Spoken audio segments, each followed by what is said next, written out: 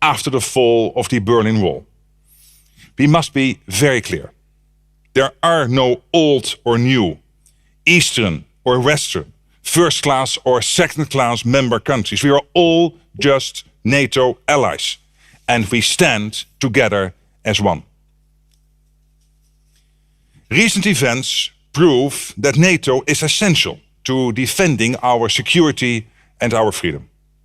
This bolsters my conviction that transatlantic military cooperation is still the cornerstone of our collective defense and the foundation of our collective security policy, and that we should therefore keep working to ensure a strong and united NATO, not least in a new global reality. With that in mind, it is simply vital that we talk about the next strategic concept, about how to adapt our alliance to meet today's threats and tomorrow's as well. Threats that may be hybrid in nature or may not even be easily recognizable. This calls for a fresh approach, new instruments and smarter strategies, a robust plan for the next 10 years.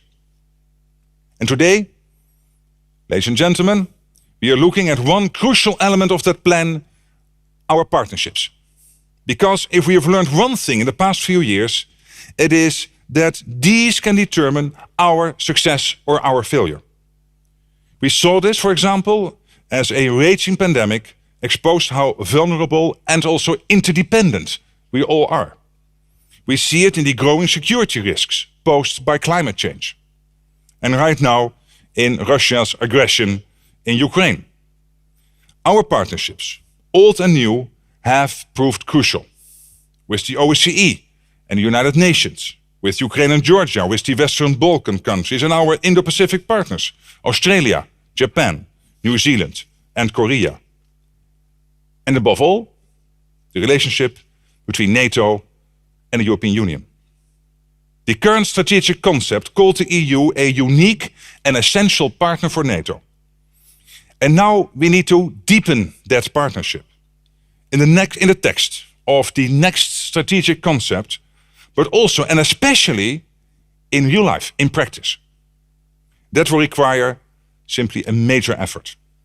Because the reality is that the EU depends heavily on NATO and the transatlantic bond for our own security. We are certainly not in a position to create an equal and independent alternative, and nor should we try to. But we do need to ensure that the European Union can do more itself, that it can show more readiness and resolve when it comes to security and defense. Former Secretary-General Jaap de Hoop Scheffer is also here with us today. And he recently said, there is no power politics in Europe's DNA. He argued that we badly need that component in today's geopolitical environment. So the challenge is to make sure that European countries develop more military capabilities which can be deployed in different contexts, such as NATO, the EU and coalitions of the willing. We also need to make the EU stronger military through PESCO and the European Peace Facility. This will make us more self-reliant when it comes to guaranteeing security in and around our own territory. And that will also make NATO as a whole stronger. We certainly therefore have a lot to do. And not only in the area of defense cooperation within the EU, but also in the cooperation between the EU and NATO. And that's why the Netherlands is pressing for an ambitious new NATO-EU joint declaration, setting out how we will make this into a reality. Ladies and gentlemen, the current situation makes one thing very clear. We need a solid, united alliance, and we are all responsible for ensuring that. Our starting point should, of course, be strong member countries that do their share and have their armed forces in order. The Netherlands takes that duty seriously. Earlier this month, together with Germany and Norway, we marked the 5-year anniversary of our joint contribution of military personnel to the enhanced foreign presence in Lithuania. And we have just committed to providing F-35 fighter jets that will perform quick reaction alert duties from Bulgaria in response to the Russian threat. In addition, the new Dutch government has agreed a major increase to our defense budget, 10.7 billion euros during this term in office, and a structural increase of 3 billion euros each year. This will bring us a lot closer to the target of 2% of GDP. And not only us, defense spending across the alliance has increased considerably. So, all in all, we can say that NATO is in good shape. And that's largely thanks to your excellent work as Secretary General, dear Jens. Under your leadership, NATO has begun an ambitious modernization process to make us stronger, both politically and militarily. Our allied family has grown to include new members and partners. And that means we can take firm, united action in times of crisis and danger, as is the case today. Jens, we owe you a big debt of gratitude. I look forward to working with you closely in your final 6 months as Secretary General of our alliance. And now, it is my pleasure to give you the virtual floor. Thank you.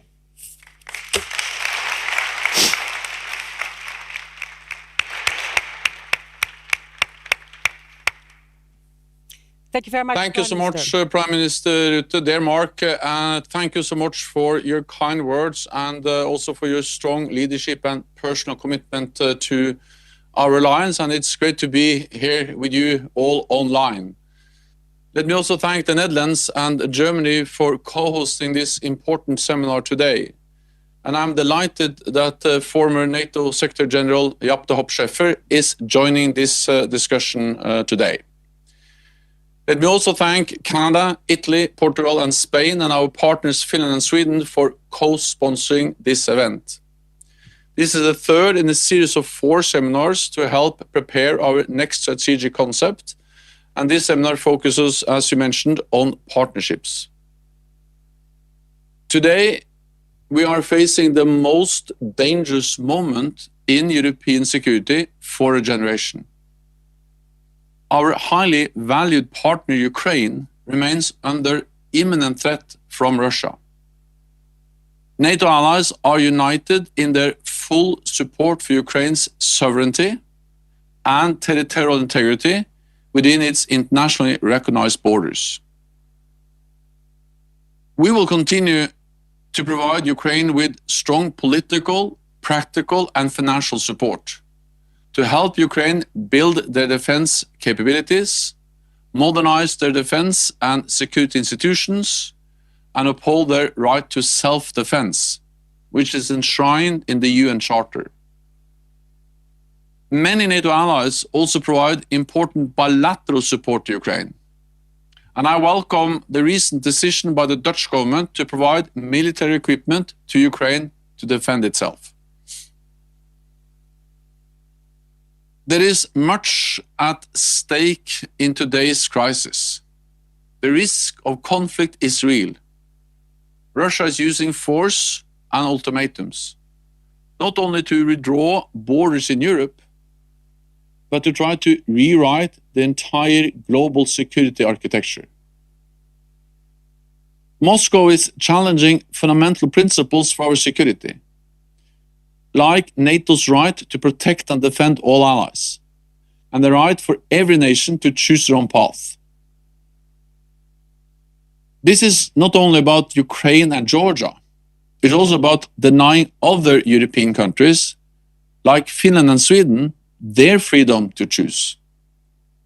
Finland and Sweden are 2 highly valued partners bordering the Baltic Sea, with whom we cooperate closely in joint exercises, operations, and political dialogue. The crisis in Ukraine underlines the importance of cooperating with our partners to defend our shared values and security, not least with the European Union. We are working closely together on the current crisis. I speak regularly with my EU counterparts, and NATO allies, including Canada, the United States, the United Kingdom, are coordinating with the European Union on economic sanctions, as we saw very clearly yesterday. NATO and the European Union are two sides of the same coin. We have different roles, remits, and membership, but what we do is complementary. So while the EU is strengthening all the tools in its toolbox in respect to the current crisis, NATO has enhanced our deterrence and defense across the alliance, with more troops, ships, and planes. We have significantly increased our military presence in the east of the alliance, and we are ready to do even more. I welcome, as you said, Mark, that the Netherlands has increased the readiness of its forces for the NATO response force. It is sending more troops to our multinational battle group in Lithuania and more fighter jets to Bulgaria. This shows that the Netherlands is a highly valued and very committed NATO ally. Beyond the current crisis, NATO and the EU are cooperating in many other areas, from cybersecurity to stability in the Western Balkans and maritime issues in the Aegean. We have lifted NATO EU cooperation to unprecedented levels in recent years, and our ambition is to go even further in new areas like resilience, emerging technologies, and the security impact of climate change. The Netherlands has been a key driver of closer NATO-EU cooperation, including on military mobility. And I thank you, Prime Minister Rutte, for that. NATO's partnerships are fundamental to our ability to preserve peace, promote stability, and increase security for all. They are a two-way street. They help us all adapt to a more contested and competitive world. Over the last 3 decades, NATO has built a broad network of partnerships with countries and organizations near and far, from Finland and Sweden to Colombia and Mauritania, and from the Mediterranean to the Asia-Pacific region. After the fall of the Berlin Wall, NATO's partnerships helped to spread freedom, democracy, and security throughout Europe. Since the 1990s, NATO's operational partners have helped increase stability beyond our borders. And NATO's partnerships remain essential as we continue to adapt to a more dangerous and competitive world today. We also work with many other partners, for example, with Iraq and our partners in the Middle East and North Africa, to stabilize our neighborhood and fight international terrorism. Through our NATO 2030 agenda and the next strategic concept, we are significantly stepping up our training and capacity building support to partners in areas like counterterrorism, crisis management, peacekeeping, and defense reforms. We also want to deepen our existing partnerships and develop new ones, to work with like-minded countries to address the security implications of a more competitive world. Ladies and gentlemen, we are faced with a new normal, a world of rising strategic competition and increasing challenges to our security, where authoritarian powers are seeking to rewrite the global rulebook and demonstrate that might is right. So we face a fundamental question about the world we want to live in. One where big powers dictate what others do through aggression and ultimatums, or a world where everyone is free to choose their own path, able to live in freedom and democracy. This is the world we want, and the one we are working for. We are stronger and safer when we stand together. Thank you so much.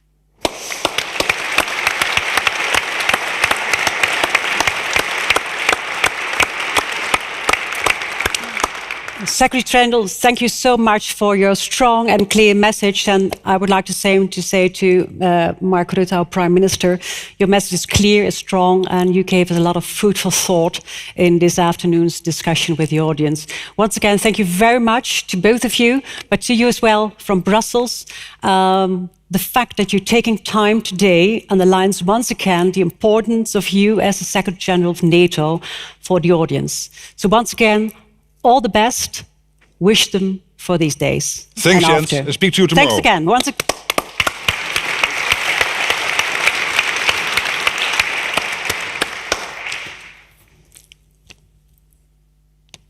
Well, there's enough food for thought, I would say, to have questions and answers with you from the audience. Prime Minister, you will have time for that, so we're very happy to have you with us for another 15 minutes.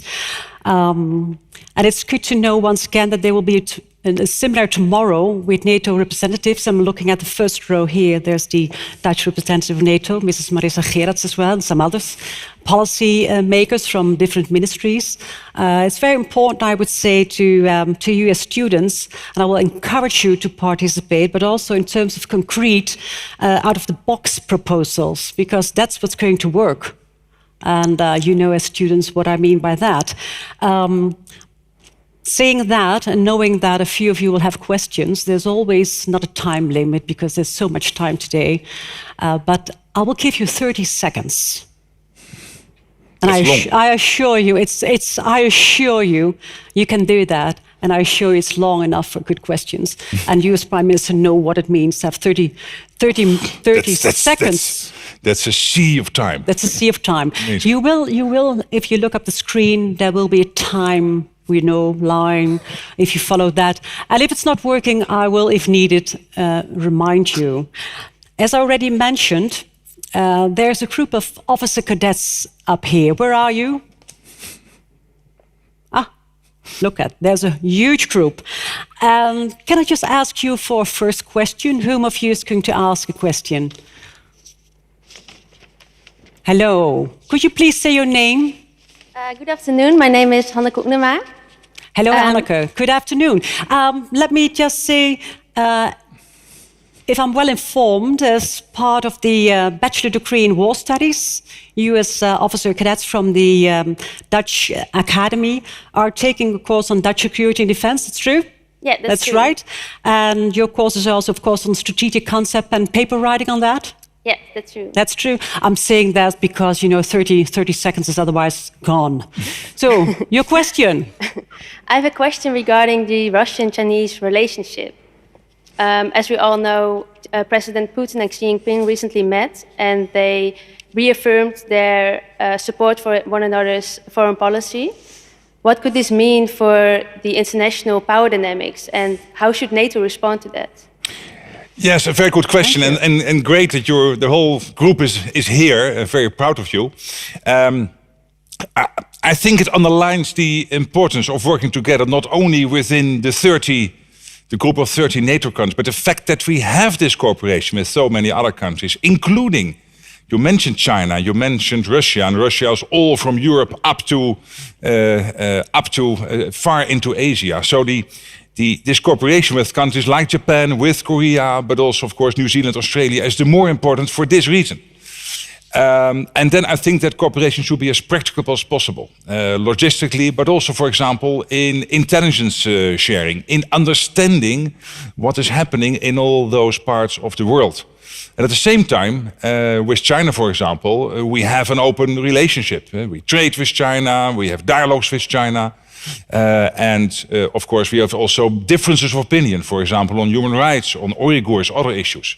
So I believe you should keep open that relationship with China as much as possible, but at the same time, use that cooperation we have as NATO inside the 30, but also outside the group of 30 with all these countries where we have this cooperation with, and make it very practical.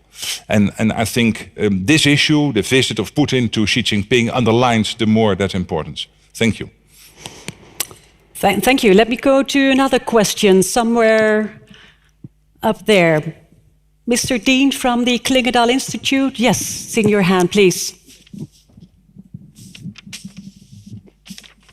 Yes, Prime Minister, over the last months, NATO and also the Netherlands have very firmly reaffirmed NATO's open door policy and the fact that the Russian Federation has no veto over eventual membership of Ukraine and Georgia.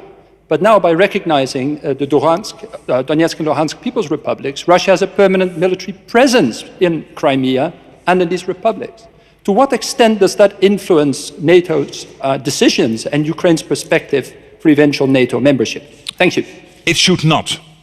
And let me tell this to those who are saying that there is now a change or a difference. And we know that Putin basically wants to somehow Finlandize Ukraine, like Finland was in the times of the Soviet Union, Western, the Warsaw Pact NATO times before the Berlin Wall came down. There's one country who decides whether it wants to join NATO or not, and that's Ukraine or Georgia or whatever country. And there are 30 countries, the present member states of NATO, who will decide on membership. And Mr. Putin is not part of the 30, so he has nothing to do with that decision. We have to be very clear. Thank you very much. Mobdeen, thank you for being here. We've seen you broadcast for these days. Thank you so much for sharing your knowledge with us on Eastern flank in Europe, and you're specialized in that on the Klingendahl Institute. Thank you. Another question. I just raised your hand, so raising your hand, please. Introduce yourself. Thank you very much. My name is Attila Mesterházy, and I'm the Vice President of the NATO Parliamentary Assembly. Thank you very much for this possibility. This crisis shows us that we face as a democracy, an alliance of democracies, a great and serious challenge from autocracies and those who are advocates of illiberalism.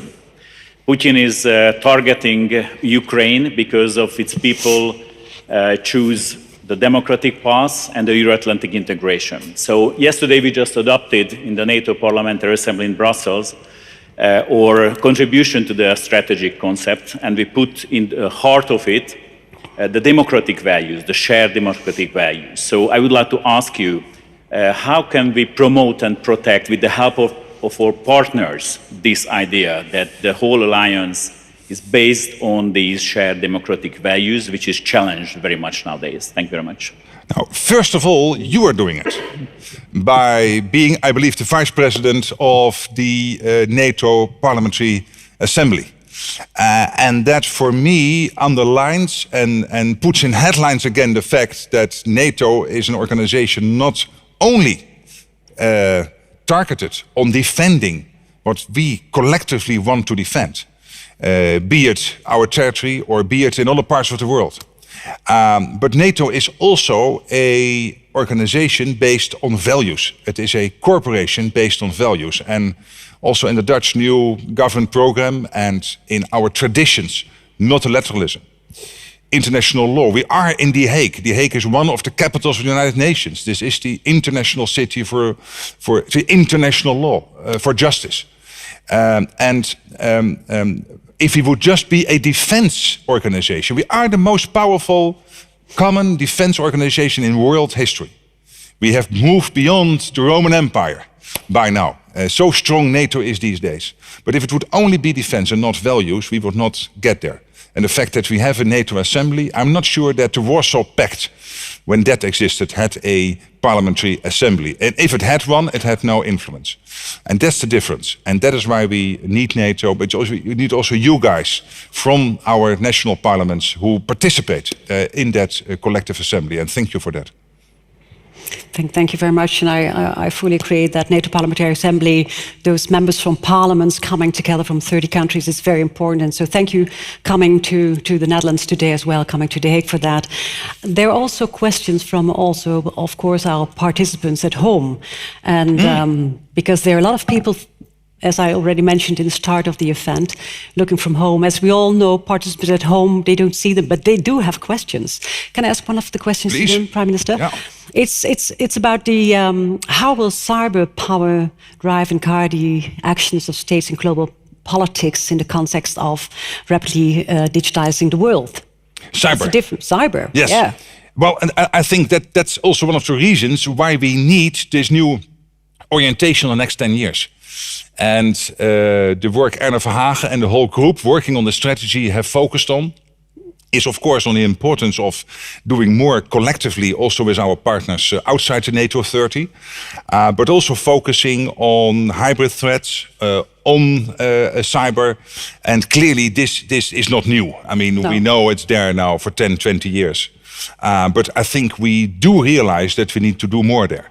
And in that sense, I'm happy that this new strategic orientation of NATO is very much focusing also on these new, not new, but emerging and constantly changing threats. And when we look today, there was just this report coming out of Ukraine that government websites and most of the regional websites in Ukraine hosted by the government were not accessible.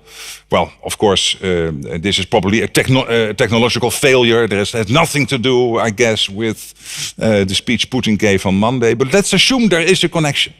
Then it shows you only how vulnerable we would be if we would not do more in this terrain. And I know that, for example, David van Wil, the Deputy Secretary General, is working on emerging disruptive technologies and how can we also have the technological answers to this, and how can we make use of the best people, be it around Eindhoven, be it around Grenoble, be it around the West Coast in the US, or wherever in NATO territory, to make sure that we have an answer also to these emerging technologies, also from the business perspective. And particularly young students as well, of course.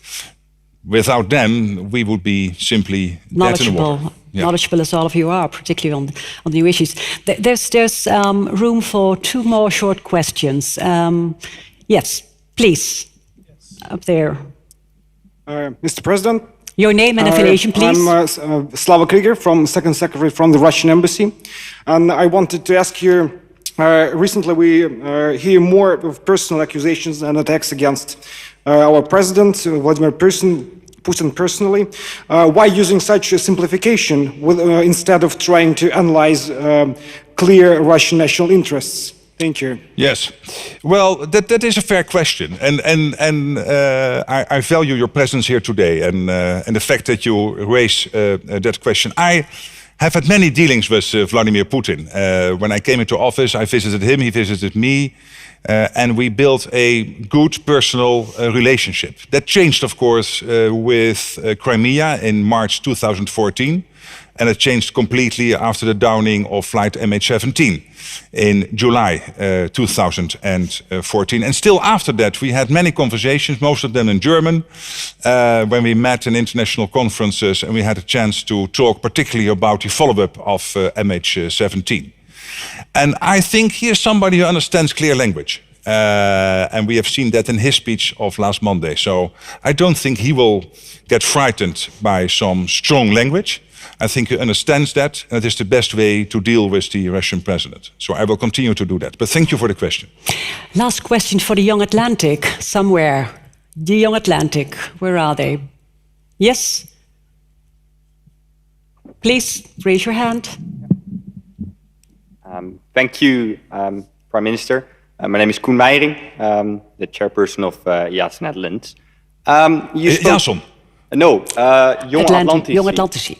Young Atlantici, great. You spoke a lot about European, EU and NATO cooperation in your short speech. I was interested to hear how would you think the EU can step up their game in defending our continent? Thank you. Of course, we need to do more, as I said, on PESCO and other projects. We work together on military mobility and so many other issues where I think the EU could pull more together to leverage more from the collective capabilities we have as a European Union. And that is on the defense side. And as Jens Stoltenberg was saying, complementary to what we do collectively in NATO. The EU is, of course, first of all, a common market with a common currency and, like NATO, common values. And what we need to do more and better, I think, on the European side and within the European Union is to leverage that part of our assets. To have a higher level of collective wealth creation, competitiveness, etc. And I believe there is so much more we can do, because if we are economically and military more successful as a European Union, of course, primarily focusing on the economic and trade side, then the impact the European Union will have on the world stage will be bigger. because we are more relevant. And that means that we should, of course, stick with the powers of principle, but we should work more on the principles of power. And that means also using our worldwide leverage in terms not only of our economic strengths and trade, but also our collective development aid spending, how we can make sure when we close trade deals with other parts of the world that we uphold our standards.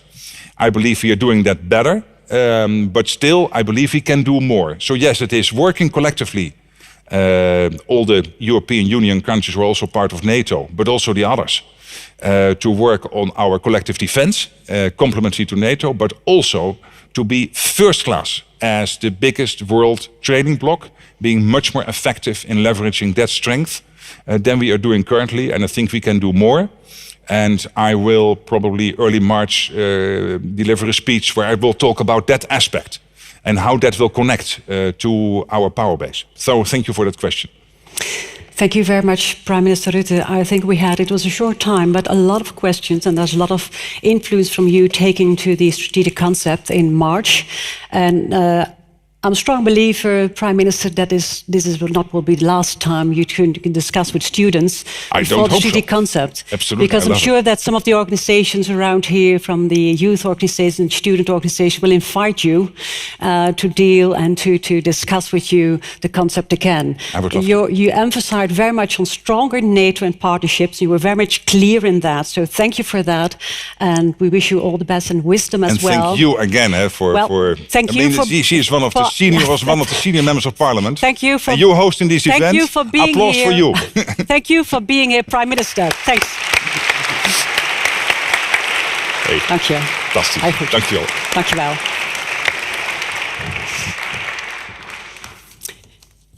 Now we're going to have a small intermezzo because they're going to change the stage here for the panel. So I will just go down and ask some of you what your impressions are, and so the cameras will follow. You know, this is always kind of sneaky how this is going to work out, because there's a camera, and participants at home, they might like the color purple, but they might not like my bag and everything, so I'll just try. Okay, I'm so happy to see the delegation of the NATO Parliamentary Assembly, because it might that not all of you know how much important it is with 30 countries to have parliamentarians gather together and come together and share, their views. As a former member of parliament and NATO Parliamentary Assembly, I know how important it was for me to meet my colleagues from Estonia, from Finland, from Spain, and all over the world, because through their eyes you see the world. Living in the Netherlands, going from north to south in 3 hours and from west to east in 3 hours, we think we know the world, but it's going to be very different. Can I ask you, Ruud Kolen, you're a member of could you please stand up that they can see you?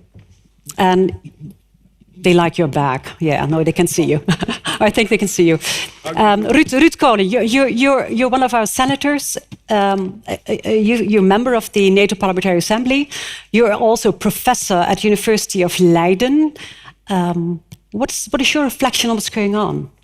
And well, you get 2 times 30 seconds.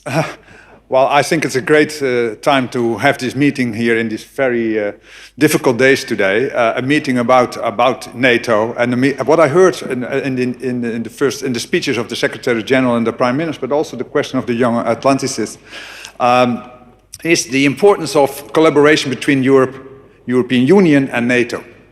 And there are sort of 2 sides of the same coin, as the Secretary General said. Still, there's a lot of things to do, I would say. We talk about the strategic concept and partnerships between NATO and other countries, but at the same time, European Union is also preparing its own strategic compass in the next few months.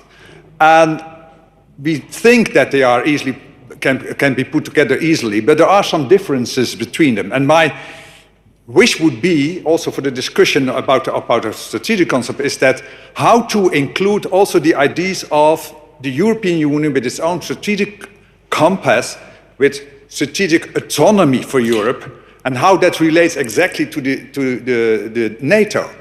For example, if you look at the Western Balkans, it's so important these days that the security is there and that NATO collaborates with them. But there you have some differences. Some countries are partners of NATO, some countries are not members of the European Union. And there's a lot of work to be done also to secure security and defense in the Western Balkans, which is also important for us.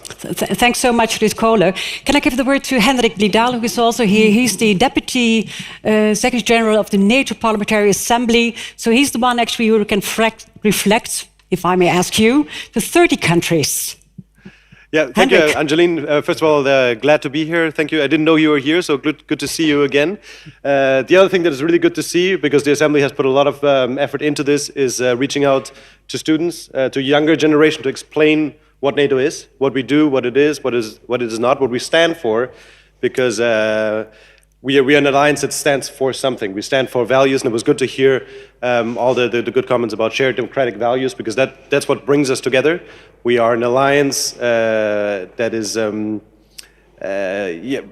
not just an alliance that doesn't like Russia. We are an alliance because we are founded on values, and that's what brings us together.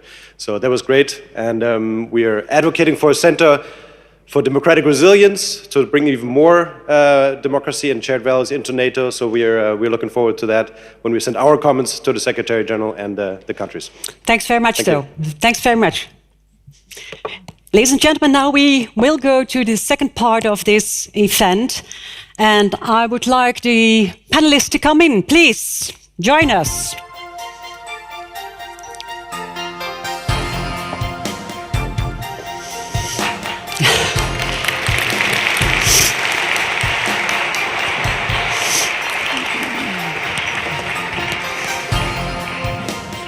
Hello. Hey, good to see you. Hi.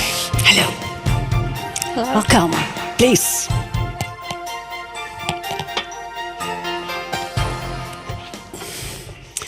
Well, Mr. Jaap de Hoop Scheffer, you just mentioned that the power of politics in European DNA, the Prime Minister said. You will absolutely. You will come back to that, I'm sure. Well, we already mentioned that there's serious threat going on in the world. We just discussed that, and we heard that through the speeches of the Secretary General and the Prime Minister. And let me say, we are all delighted to present to you a panel of 4 strong, independent experts from universities and think tanks.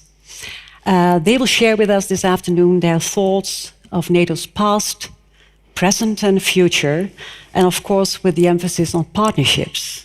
And I'm curious also if you could refer to the speeches you already heard. You're coming from Canada, Ottawa, this morning even. Thank you so much to be with us. From Washington and from Albania. And last but not least, the hometown of Mr. Hoop Scheffer, The Hague. A 5-minute bike ride. 5 minutes, 5 minutes only. You're biking daily, isn't it? So that makes that you can still do that. Thank you. Jaap de Hoop Scheffer, we're delighted to have one of the most knowledgeable persons on NATO in our midst.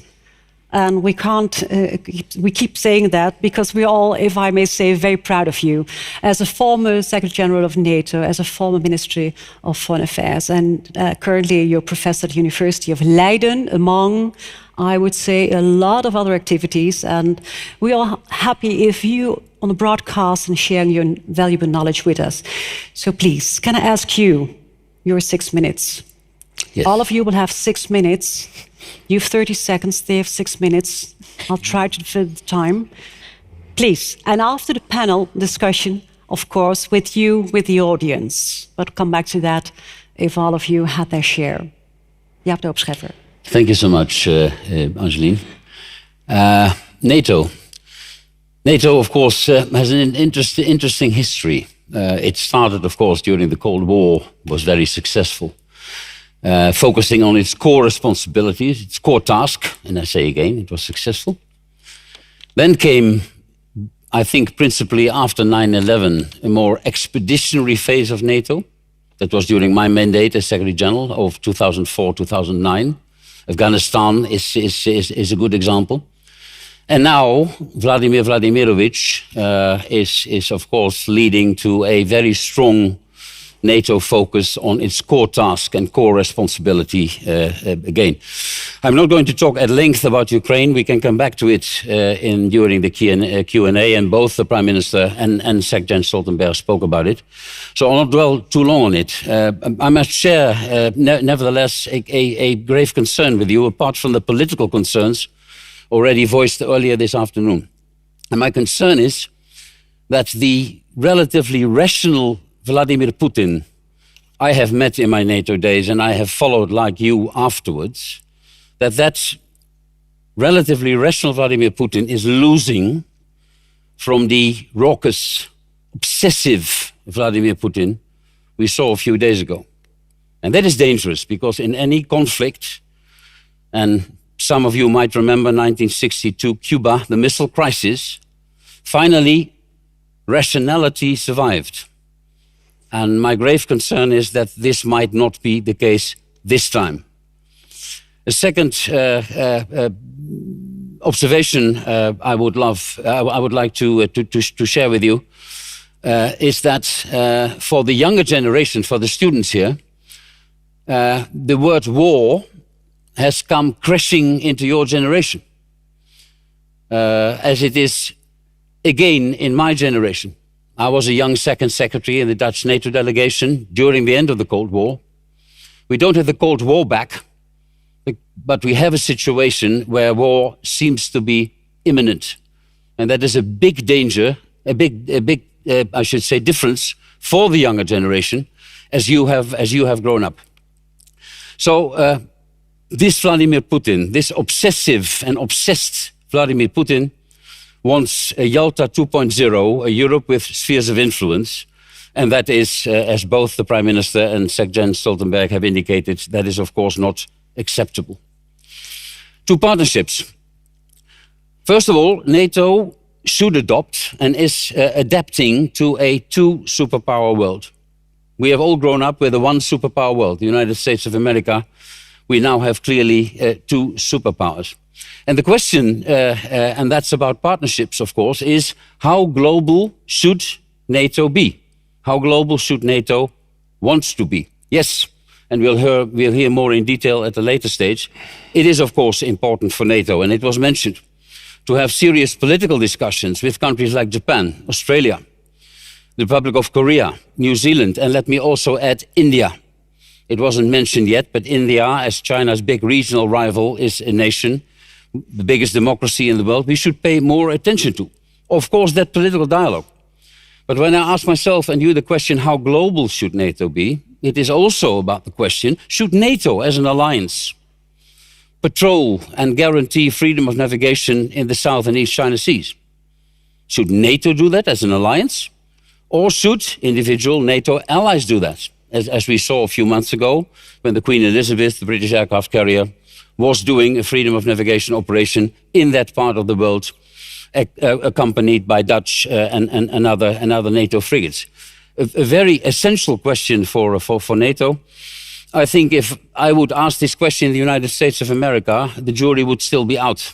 The Americans can tell us, and President Biden could say in the run-up to the strategic concept, you focus on your core task and your own area, the Euro-Atlantic area plus, I would call it, and let us handle the Indo-Pacific. The US could also come to NATO with a message, so we would like you to have there as an alliance, as a NATO alliance. As I said, the jury is still out. The southern dimension of NATO, the second important partnership region. Classical threats like terrorism, migration, but also hybrid threats like climate change, Africa's demography. NATO there, and then you have, of course, the Mediterranean Dialogue and the Istanbul Cooperation Initiative. NATO is here confronted with what I think is crucial for your conference tomorrow, and that is, where are NATO's priorities? Yes. You cannot have political discussions with each and every single partner. And that is relevant in the southern dimension, where you have the Sahelian zone on the one hand, and you have the Gulf monarchies on the other hand, and all the others, of course.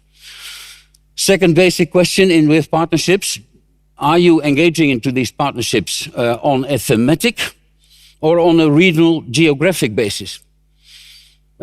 When you do it thematic, some partners might have the feeling that they're left out. Yes. If you do it on a geographical basis, you have the need to have them all in. Second fundamental question. Going to the east, it is of course clear that the NATO Ukraine Commission and the NATO Georgia Commission should have all the attention NATO has to give to those two commissions. But I would also specifically mention the Western Balkans. Unstable. Bosnia-Herzegovina is not stable. Ask Mr. Dodik in the Republika Srpska. NATO is still in Kosovo with KFOR. Serbia is sitting on the fence. The European Union, a critical remark, is dragging its feet on the admission of North Macedonia and Albania. And there NATO and the EU, and then I'm coming to a few final remarks, please, absolutely have common interests, not only in that area. And that is why, and Jens Stoltenberg said it very clearly, when you discuss partnerships, the partnership between NATO and the European Union is, in my opinion, the most important one. Europe should stand on its own feet militarily, complementing NATO. Article 5 is NATO, but there are many crisis areas and scenarios I can think of that we could not always ring the doorbell of the Oval Office in the White House and tell the Americans, please could you help us out? Thanks. So it is very important and very relevant that that partnership should play a crucial and central role in the new strategic concept. And let me stop here. Thank you very much. Very impressive and food for thought again. Yes, you might give an applause, definitely.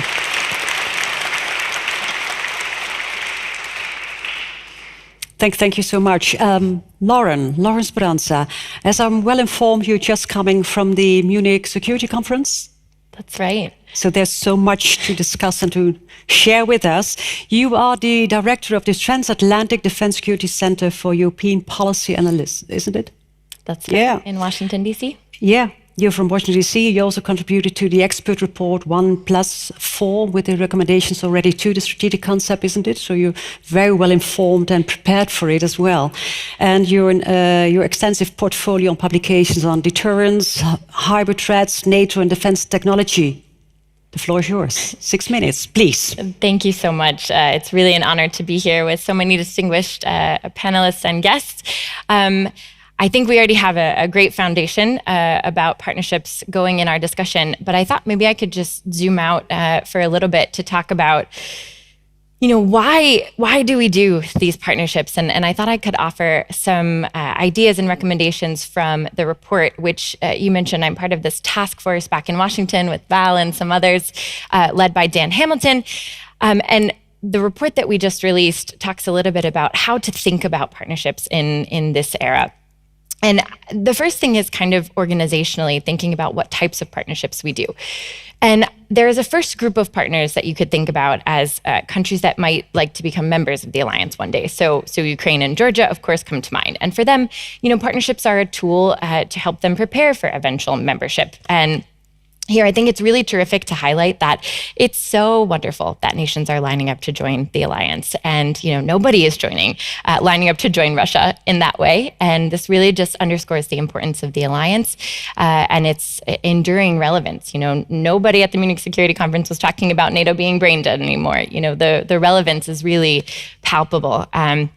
So these partnerships are a way for countries to continue modernizing and working towards this goal of a Europe whole, free, and at peace. But I think there's also two other groups that are valuable partners for NATO. One of those groups is countries in NATO's periphery to the south, which you mentioned, that might not want to become NATO members, but could have practical benefits for cooperating with NATO. And then there's another group that are countries that also do not wish to become NATO members right now, but already very closely contribute to NATO's and transatlantic security, like Finland and Sweden. And those are important for a couple of reasons that have already been touched upon, but just to very quickly summarize, there's a political component here to help reinforce NATO's core values in this fundamental struggle that we're having between democracy and authoritarianism. Partners can help shift the balance of power towards NATO's core values of democracy and rule of law. There's a security component because they contribute to NATO operations and missions and help foster interoperability so we can all work together to solve global crises. And then there's a stability component about empowering and building capacities of partner countries in volatile regions so that they are better empowered security contributors and can help address threats before they even reach NATO's borders.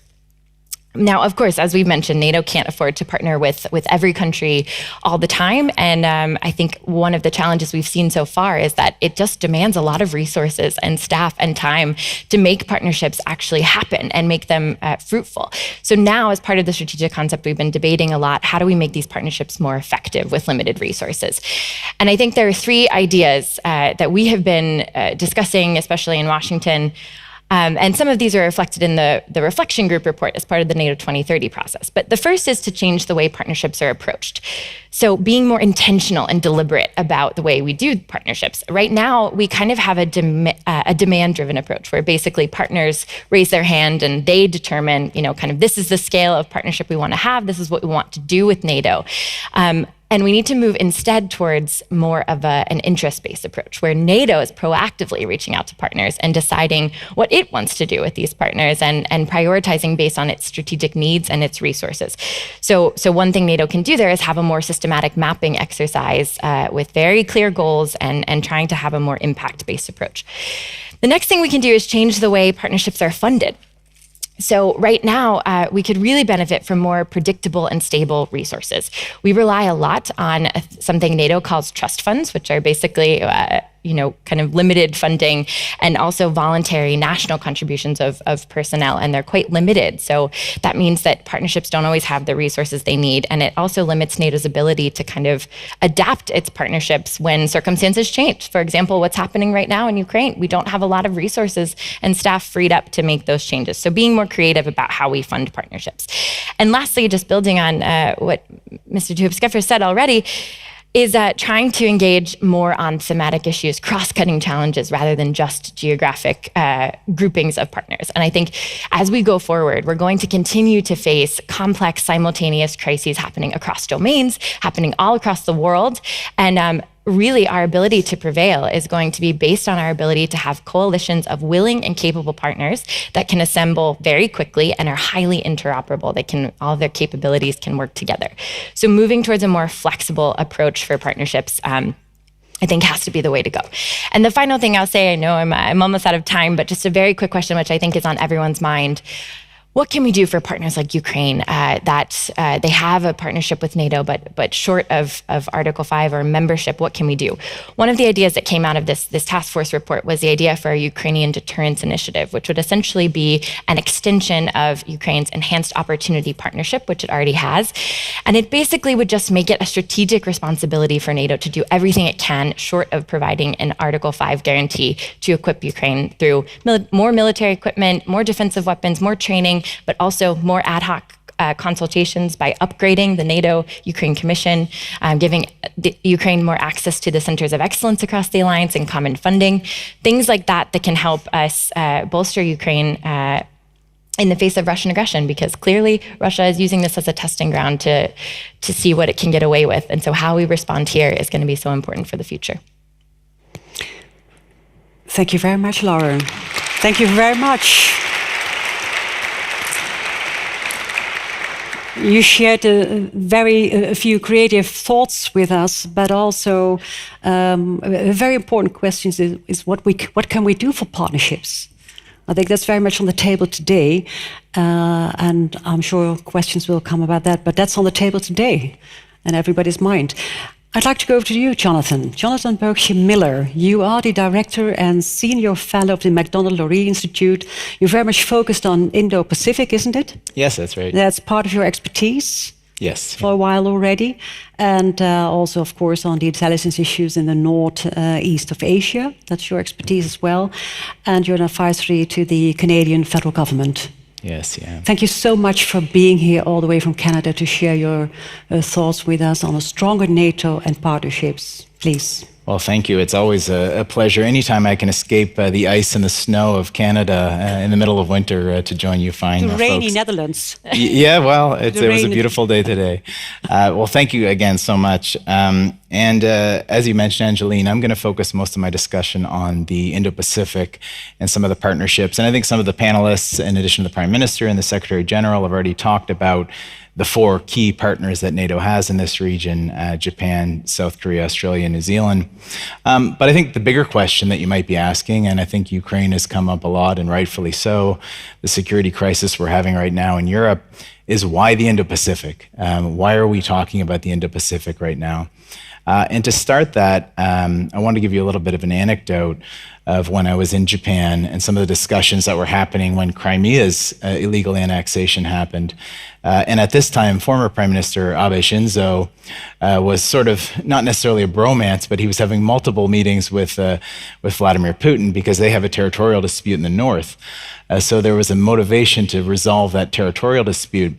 So once the annexation of Crimea happened, he was kind of caught in a bind, you know, what's going to happen with this negotiation that's happening on our territorial dispute. But I think eventually Japan took the position, and I think others in the Indo-Pacific also took this position, that we need to come down hard on this. And why is that?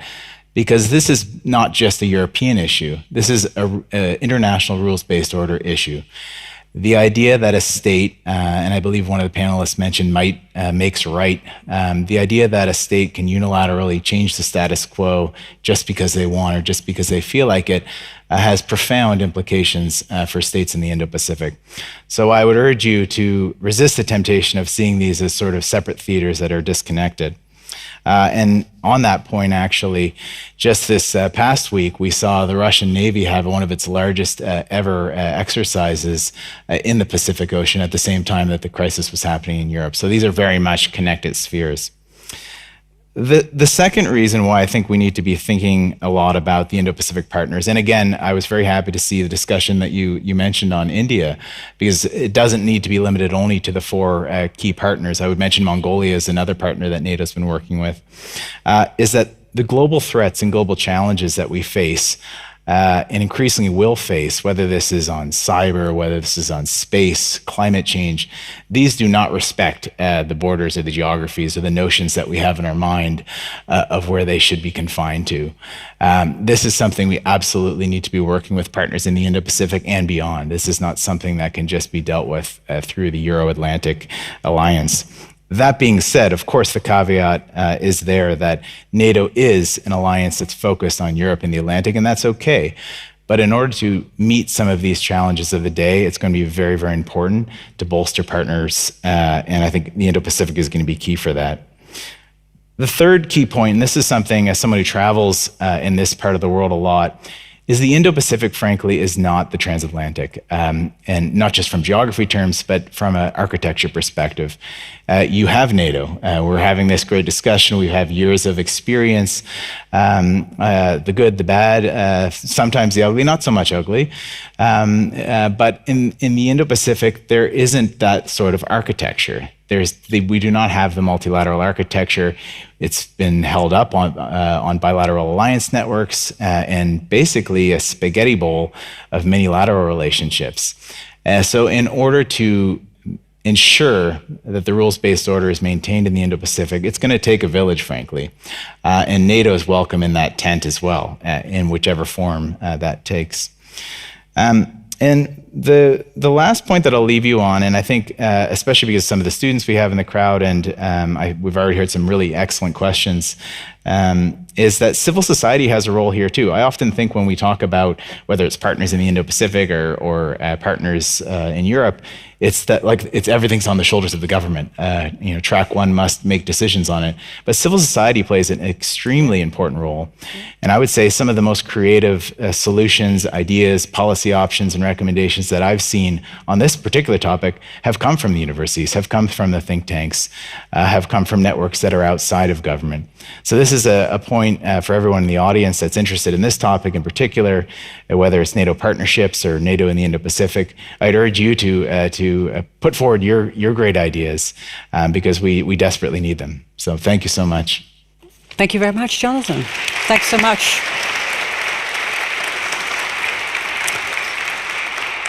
And also, particularly what you just mentioned, emphasizing on civil society is a very important one.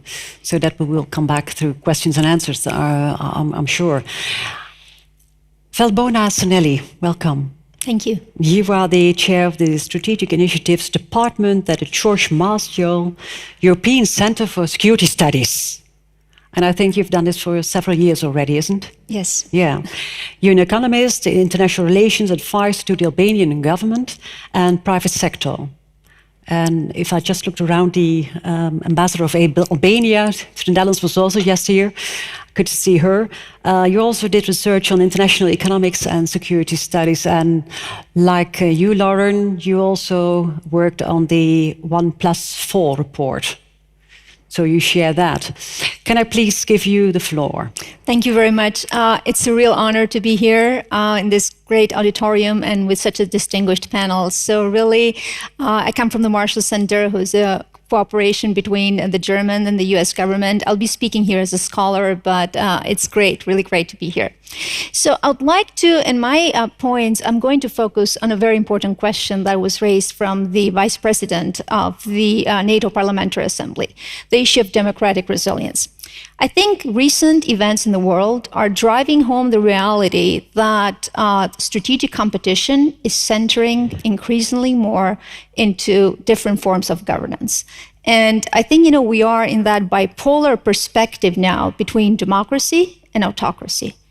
I'm afraid that in the last 10 years, we have seen a rise in autocracy where our adversaries are even selling it as efficient.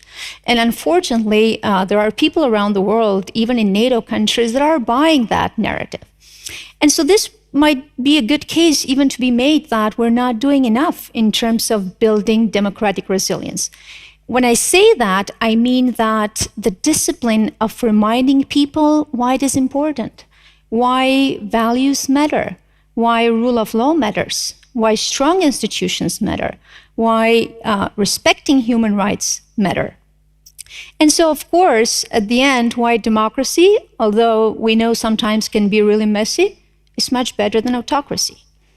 So the importance of the why is that our competitive advantages are mainly our democratic values that have enabled our way of life and our economic prosperity. And this is something that we need to remind to ourselves and even communicate it to our publics. Democratic resilience is really important to defending that. This is the why. This is why it's important, to defending our way of life, to defend our prosperity. But we cannot do that overnight. It's not something that you can just, surge it.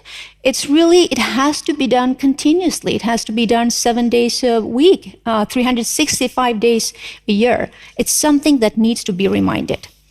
And so the question is how? How do we defend then our prosperity? I'll recommend 3 things that we need to do.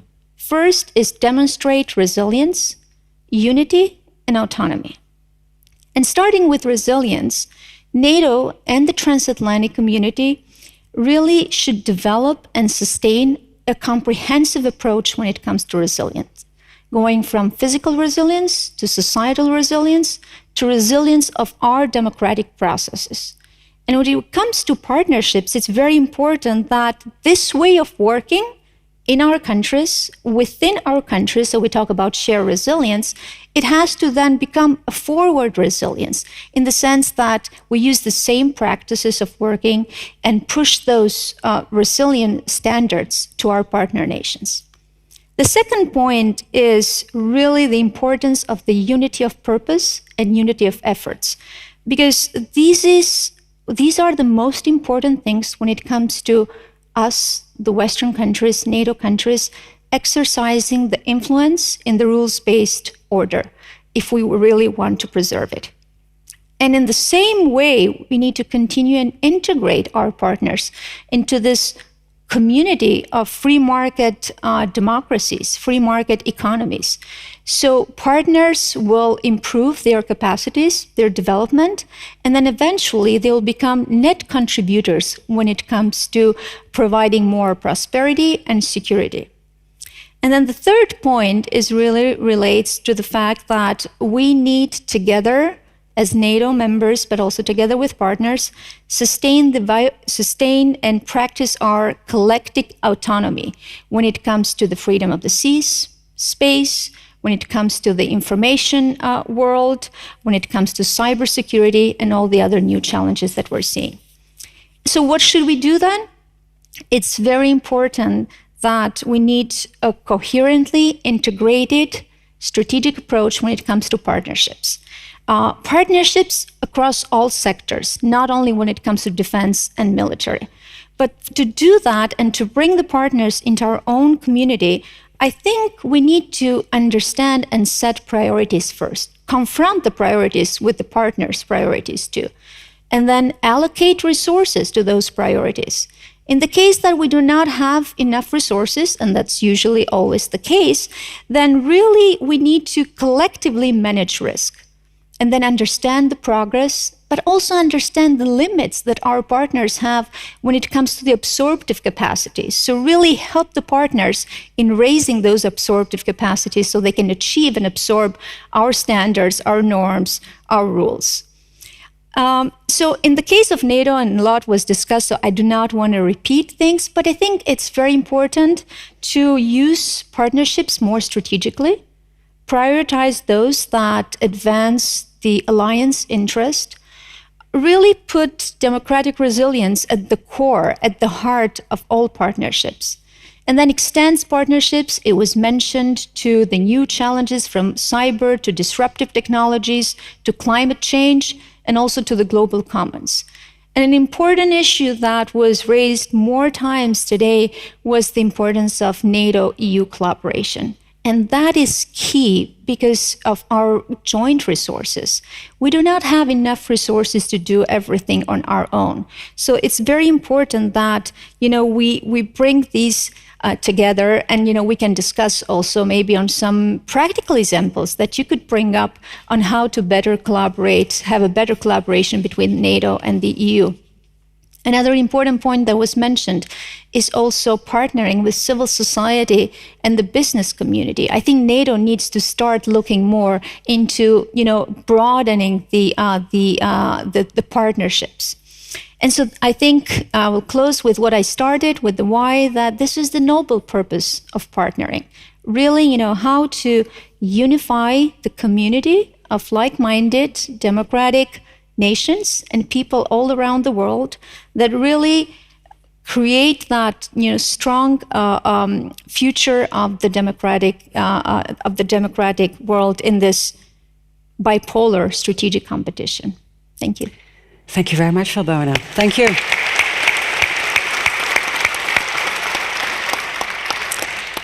As already mentioned, this is an excellent panel, and the way the four of you approached the theme of the strong in NATO and partnerships is very useful. And we just go straight to, without further ado, to questions and answers, of course. And let me take 3 questions in a row and ask you again to say your name, your affiliation, and the 30 seconds. Whom of you first? At the back, please.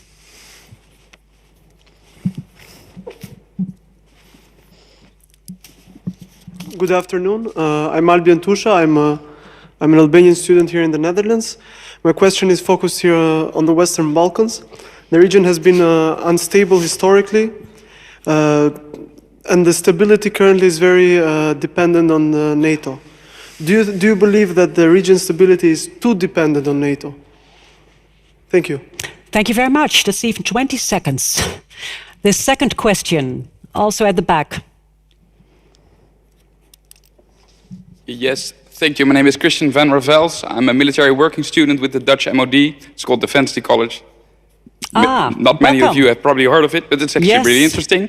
But my question is, do you think it is wise to continue bilateral initiatives within NATO, such as the German-Netherlands Corps or the Dutch-Belgian Admiralty? Don't you think it will cause some mutual biases within NATO?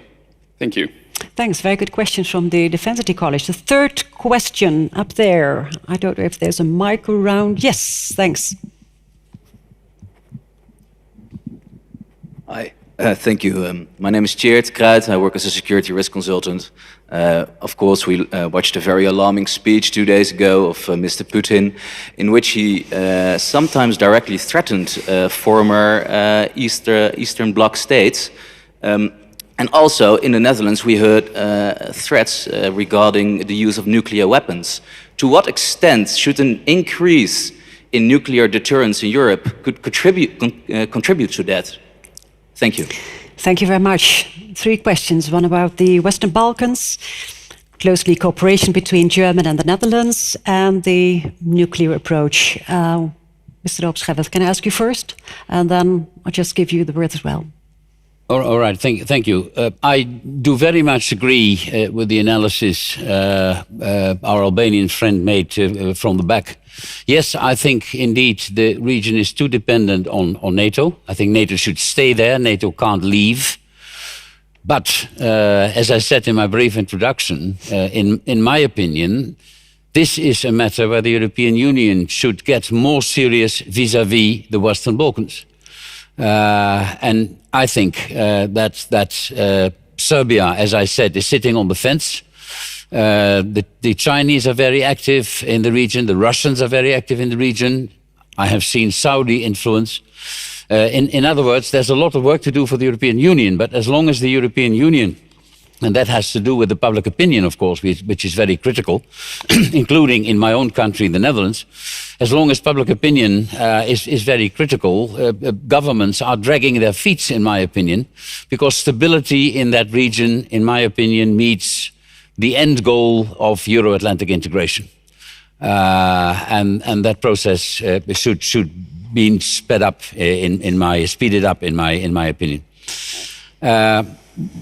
I'll leave the other questions to my colleagues on the panel. But as far as European defense is concerned, it is essential that form of bilateral cooperation between the Dutch and the Germans, a German-Netherlands core.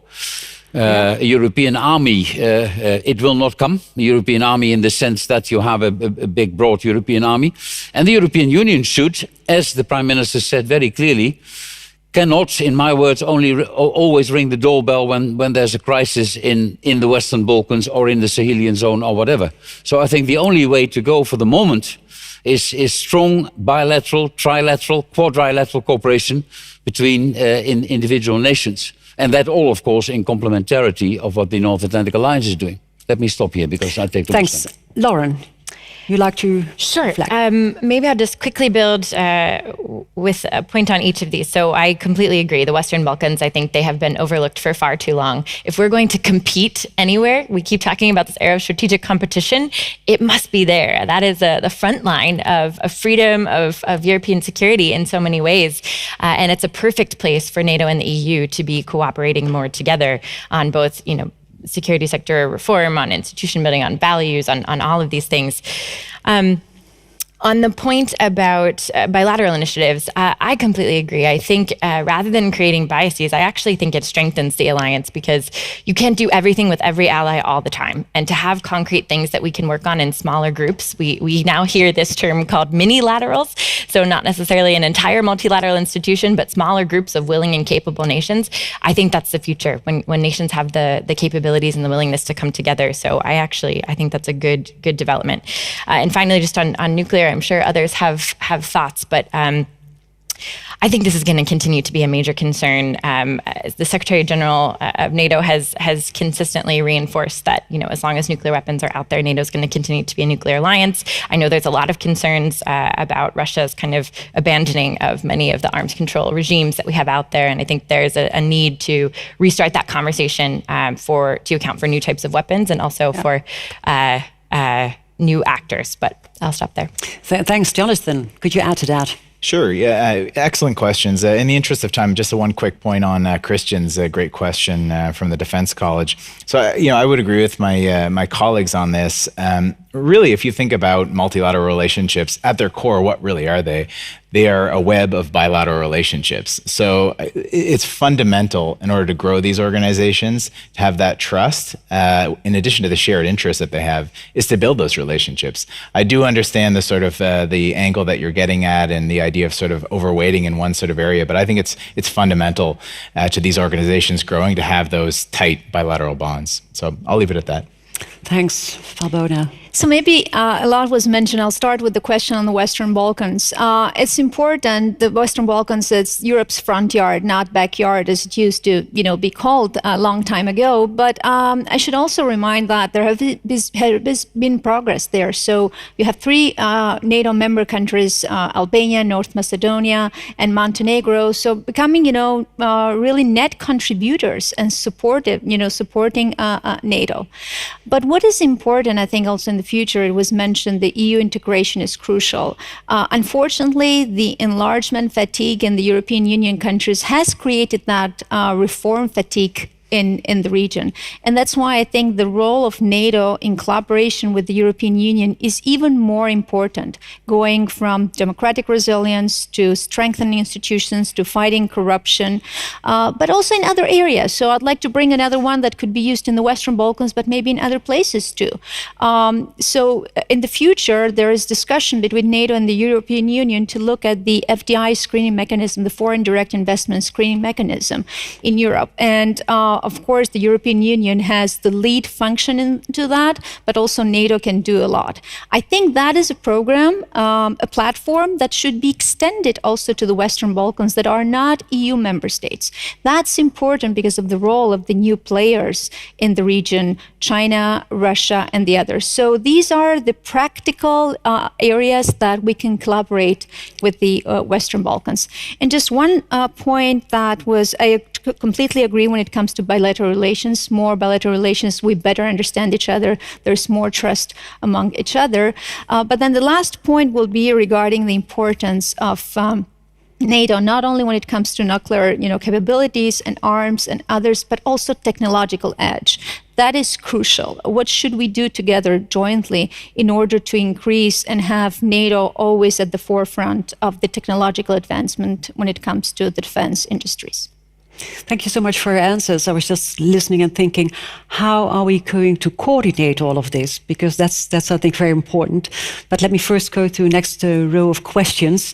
3 more questions. So many. Up there, 2, and up there, please. Yep. The mic is coming to you. Please, your name. Hi, thank you. Yeah. My name is Mike Heuveld. I'm a student at Leiden University. So my question is, we heard from the panel a lot about democratic values and that NATO should maybe advance those when it chooses partnerships abroad. But my question would be, if you advance this narrative, will it not exclude a lot of countries which we might have strategic interests aligned with, like the UAE, like Egypt and Saudi Arabia? Thank you. Thanks a lot. There's, question up there, and then we go up. Your Hello, name. my name is Axel Lang. I'm also a student at Leiden University. Apologies for the outfit. I left my suit in Brussels. In terms of international partnerships, as a former naval officer, I deployed to South America, and I spoke a lot there with stakeholders who were concerned about their overt approaches to being closer to NATO and the EU, and their increased expansion of military capability, especially naval, going from green water navies to blue water navies. Do you see that as interesting for NATO? Because so far there's only Colombia that's been accepted as a partner. Thanks. 3rd question. Your name, please. Hello, my name is Gilberto Morishaw. I'm a fellow for the German Marshall Fund, TILN. The question that I have is actually related to democratic decay. We're currently seeing globally, especially in NATO countries, a huge democratic decay and autocratic behaviors within our own populations. How do we expect to create partnerships based on democratic values if we're not willing to target these issues in our own countries? Thank you so much. I'll start with you, Falbona. Well, great questions. Thank you very much. And I'll start from the last question. It has to start with us. it has to start inside our countries when it comes to, democratic resilience. And that's why I mentioned from the very beginning. So we need to remind people why this is important. I think for a very long time in many NATO countries, we're taking it for granted. We cannot even understand the why anymore, that is the basis of the way that we live. Of our prosperity. So you're right. It needs to start in the NATO countries, and that's why, and then, in collaboration among each other, that's why the shared, democratic resilience. And then after we really have a strong one, then we push it and, we extend it and support other like-minded partners to raise capacities when it comes to democratic developments. There was a question regarding also different other NATO partners. NATO has more partners than members. And of course, more times it was mentioned that a lot of partnerships will be regional, thematic, on different issues. So we don't, of course, this is, when we strive about democratic, and we talk about democratic resilience, I think we strive for good governance. We strive for strong institutions, for rule of law, and all these others that make, our society strong. The question regarding, why we're having this democratic decay, it's disinformation campaigns. So we do need to do a better job also when it comes to the information space, and support not only our own institutions, strengthen our own institutions, but also then support others. And then for this reason, I think, centers of excellence of NATO when it comes to democratic resilience, but also communication, strategies and all that will be important, because that will also help the other partners to push those ideals. Thank you very much. Jonathan, do you want to add to that? Sure. I think your words about we're taking it for granted. We take our security for granted. Jaap de Hoop Scheffer mentioned that every year to Parliament, and it's so true. We're taking security for granted. We're taking NATO for granted without knowing actually that we are NATO. But please, Jonathan. Yeah, I mean, excellent questions, and I would agree with Valbon on many of her points, and I agree it starts at home. I mean, I think when talking about democratic resilience and other issues, I wanted to touch on the partnership element, and some very good questions, whether it's in Latin America. Another question there was focused on the partnerships in the Middle East. Obviously, I focused in my remarks on partnerships in the Indo-Pacific, and I think what's coming out of this, whether it's thematic, whether it's regional, whether it's country by country, is that there is no one shoe that fits each partnership. And I think that we're going to see increasingly as NATO looks to different partners. I think they should be looking increasingly at partners in Latin America, for example, but it doesn't necessarily mean it's going to be the exact same equivalence as a partnership would be with Japan, for example, or with South Korea or with Australia. So I think we very much need to think about the needs and the strengths of each individual partner and where NATO can work with them. So rather than thinking of this as one sort of category, you're in the group, you have to match these 5 sort of category options. I think it needs to be much more flexible. Thanks. You want to add to that? Briefly. I'll briefly pick up on just the last question about, how do we tackle these issues at home about reinforcing our values? I think one of the questions that comes up a lot in this debate is, when you have allies that do not adhere to these values, do you enforce punitive measures on them or some kind of way to enforce these things at home? And I think there's a lot of skepticism in the alliance about what if NATO were to get involved with domestic political issues like that. It could be very damaging to alliance cohesion. And I think there is much more focus on how do we use centers of excellence and other things to promote good standards rather than punish within the alliance. So I would just offer that as a consideration. Thanks a lot. Let me make it a bit complicated. I'm expecting that from you. Please. Because I mentioned that we have to mentally and politically adapt to a 2 superpower world. Having experience with the 1 superpower world, the United States of America. Now we have a 2nd superpower, the Chinese, who simply tells us and tells me, human rights? Come on, our model is far superior to yours. And that becomes, and that's why I'm saying I'm making it complicated, that is difficult because we in the West have called the shots for not only for decades, but for centuries. And now there's a 2nd superpower who says, Forget it. We have 1 million Uyghurs in internment camps, or you can use even stronger expressions, and that's a far superior model. So resilience and that debate is more relevant than ever. I fully agree. Where it gets, I'll show a second complication because when you are calling the shots, you are faced with complications on human rights. Very briefly, over Afghanistan, all air traffic was controlled by Qatar, the huge airbase near Doha in Qatar. And there were many soldiers, and those soldiers did things they should not do, also outside the base. And then they were picked up by the police. And then the Qataris said, Sharia law. It was not on the base. And then I had to phone the then Crown Prince, present Emir of Qatar, as a NATO Secretary General. And then I must admit, I consider that not the moment to give the Deputy Emir or the Crown Prince of Qatar a lecture on human rights, because I'll know I will not succeed. Yeah. But nevertheless, they should know, also the Qatari with a different system.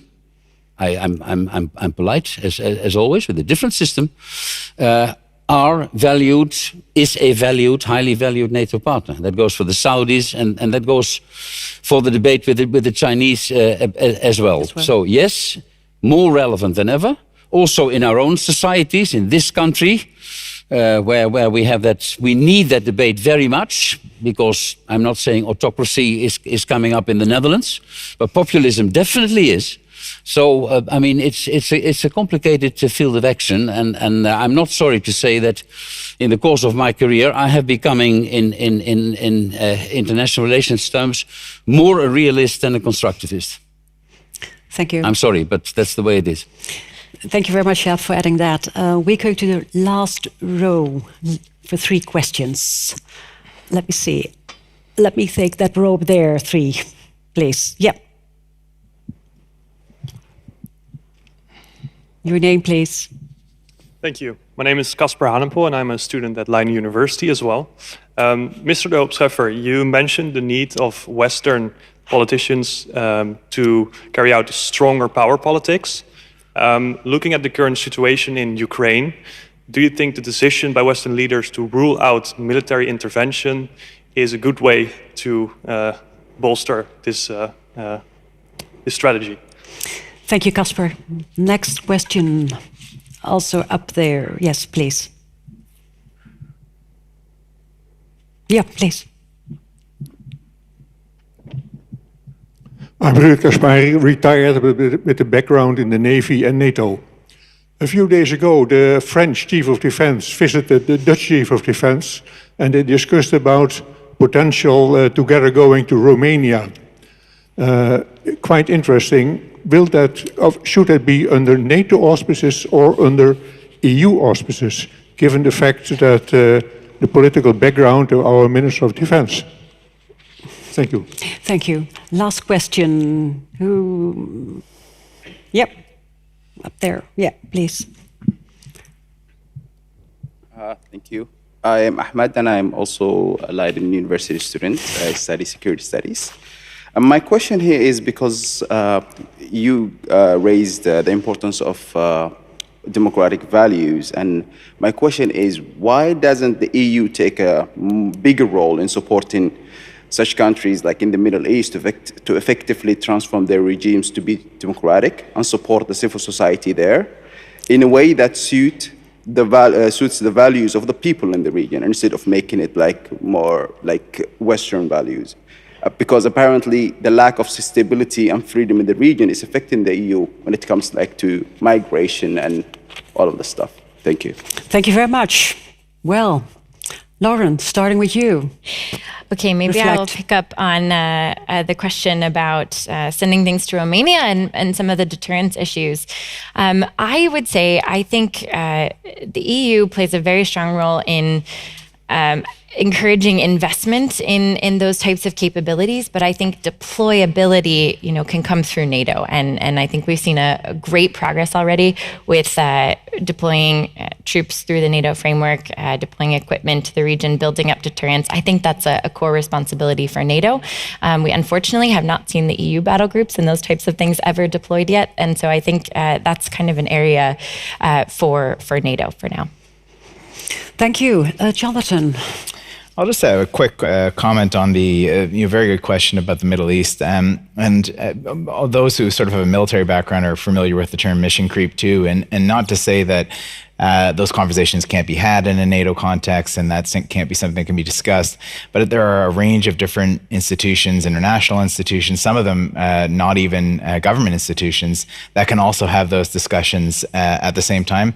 So I think we need to be a little bit careful about how many different buckets NATO gets into as well. So that I think it's not something we should take off the table, no. But I think there is capacity issues.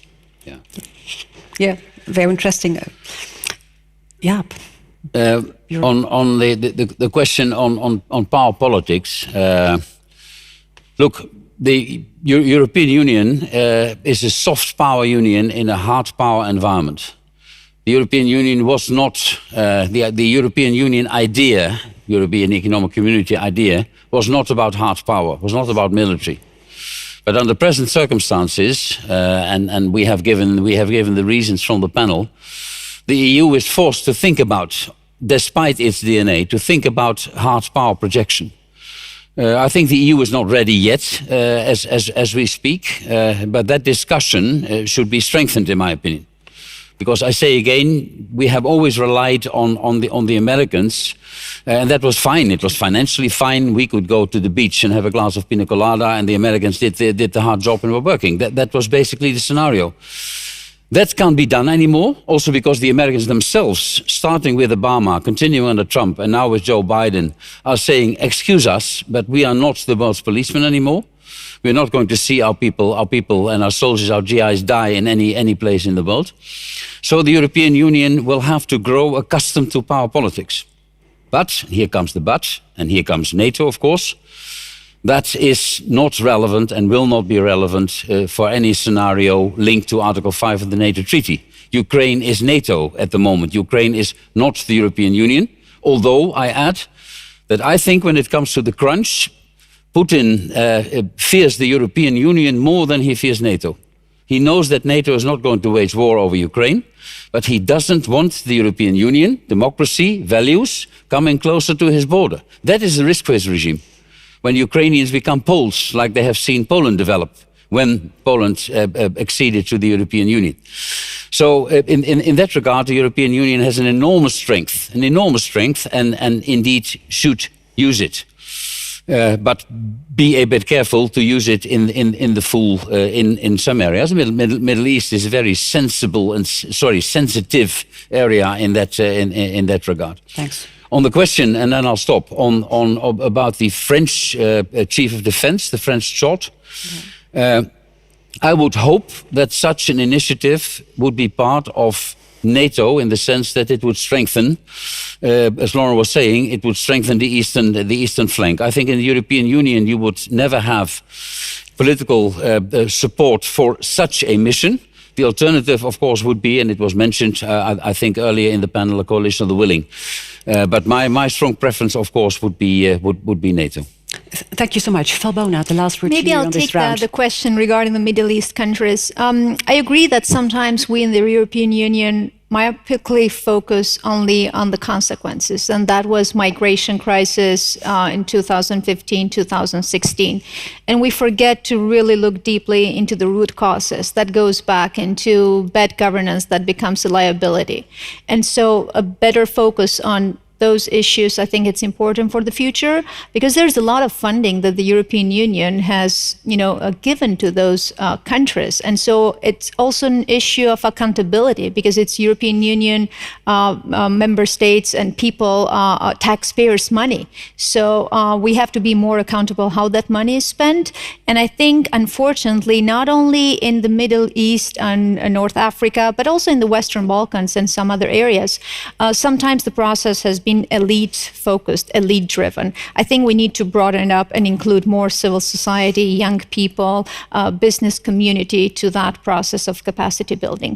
And last point regarding Ukraine, that's a little bit different. I think, the best deterrence of the West when it comes to Russia is really the unity of the West, the unity of the European Union, and also the unity of the transatlantic community. I think that one of the biggest unintended consequences of the invasion in 2014 of Crimea was really the creation of the integrity of the national identity of the Ukrainians. And so this is, I think, keeping this unity in the future will be key as the best deterrent.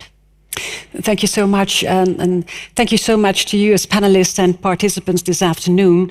And the time was not limited this afternoon because we were together again after, I would say, more than 2 years after lockdown to discuss, and your valuable solutions and your suggestions will be taken tomorrow in the seminar with policymakers and, of course, with the NATO representatives. We heard so much about security this afternoon, about resilience and NATO partnerships and how to coordinate and how to come up with policies on that. There's so much going on, particularly this time and today and yesterday. Before we will leave and before we have to wrap up, I will ask Jaap de Hoop Scheffer, could you please in 2 minutes give a wrap-up this afternoon? You can do that. Thank you so much. Thank you very much. It's not 30 seconds, it's That's the reason 2 you minutes. saw me nervously scribbling on these pieces of paper because Please. The question had been No one can do much better than Jaap de Hoop Scheffer. Listen. What the takeaway I have from my colleagues and from the questions. First of all, partnerships means setting priorities. Not easy for NATO because we have many partnerships. Partnerships means a choice between thematic, coalition of the willing, or regional. Partnership means perhaps changing the way we do it, not extending our hand and say, "Oh, please come." What is your own initiatives? Partnership, there is a difference between the transatlantic, where we are used to, the majority of these people are used to, and it was good that we heard that such an architecture does not exist in the Indo-Pacific region. And when I say Indo-Pacific, we should really talk about the Indo-Pacific. It is not only China, not only the 4 partners we are already talking to, but I repeat, it is also India. Civil society and resilience. Civil society and resilience. I think I should read the plea made by Val is that we are not resilient enough, and that we should give more impetus and spend more energy on resilience, defending our own values and explaining what they mean, explaining what an institutional rules-based international order means, explaining what democracy means, explaining what the Universal Declaration of Human Rights means already from I think 1948 or 49. In a world where autocracy is on the rise, and we should be very careful that democracy is not weakened. In brief, answering the question why values matter. We have heard about the need for partnerships.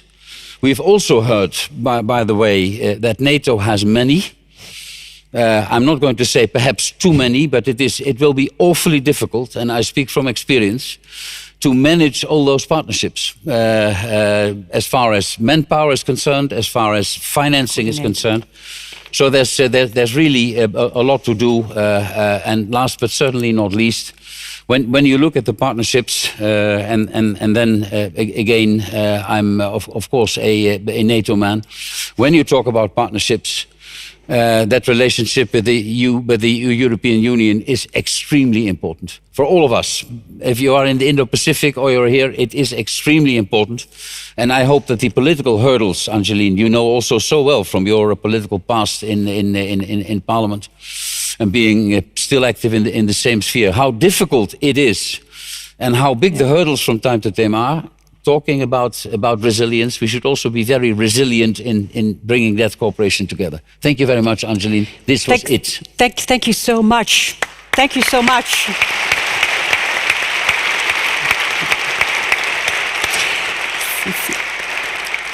Thank you so much to our panelists because, after all, it's all about partnership, I would say. And that's what you just clearly mentioned to all of us and brought up to the audience and to students around us. And I think that's so important message because NATO is not somewhere in Brussels. We are NATO ourselves. If we talk about NATO, it's about us. So let's say NATO is about us. So once again, thank you very much. Thanks. A big applause for our moderator, Angeline.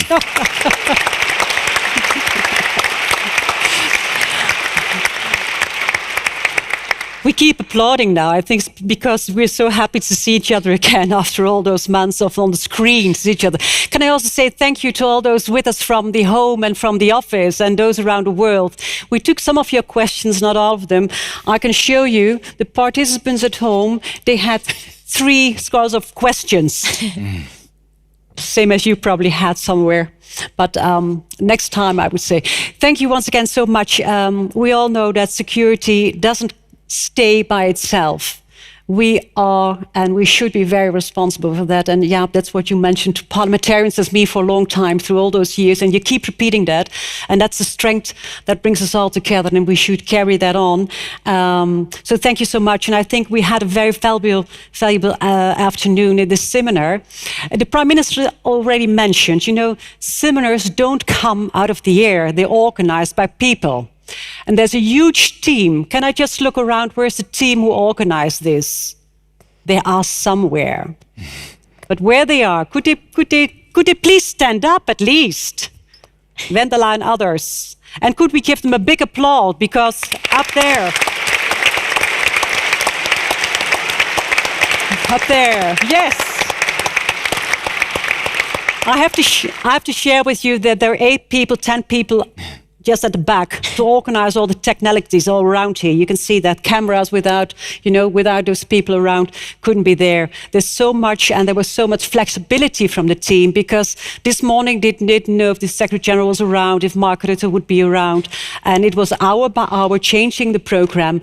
And a big thanks to you and a big applause we did already, but that's very important. So thank you so much. Safe trip home to all of you. Can I invite the first 2 rows to go at the back first, and those who invited for dinner in the Art Kunst Museum, you're very welcome there already. Once again, safe trip home, and let's continue with NATO Stronger Together with partnerships, and we are NATO. Back home.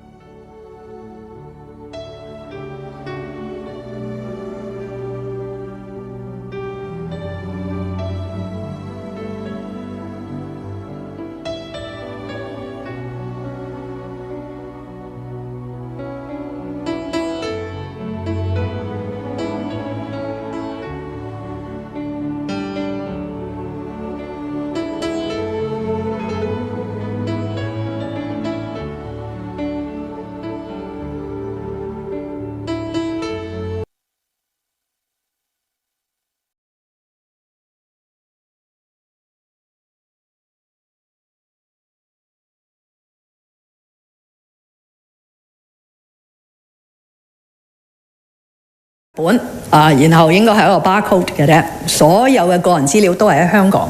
由於普篩後勢必有大量民眾需要隔離，大陸因此決定幫香港新建方艙醫院展現關愛。這幾天香港一直在下大雨，我們克服了重重困難，保障了物料順利進場。建设工作快速有序开展。